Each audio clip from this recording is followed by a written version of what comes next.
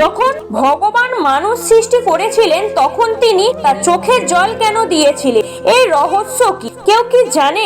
না জানলে চলুন জেনে নিন।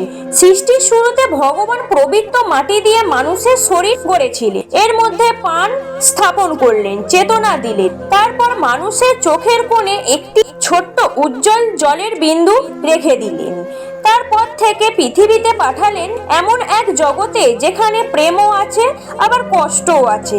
মানুষ চলে যাওয়ার পর দেবী লক্ষ্মী শান্ত কণ্ঠে জিজ্ঞাসা করলেন, প্রভু আপনি তাকে এত সুন্দর দৃষ্টি ও জীবন দিলেন, তাহলে তার চোখের জল কেন? দুঃখ কি তার ভাগ্য?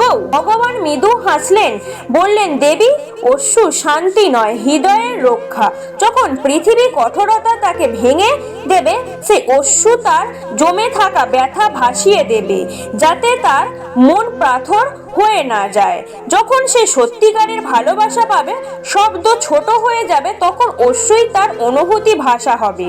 আর যখন সে সবার মাঝে থেকেই একা হয়ে আমাকে ডাকবে, তার কণ্ঠে নয়, তার অশ্রু সরাসরি আমার কাছে এসে পৌঁছাবে।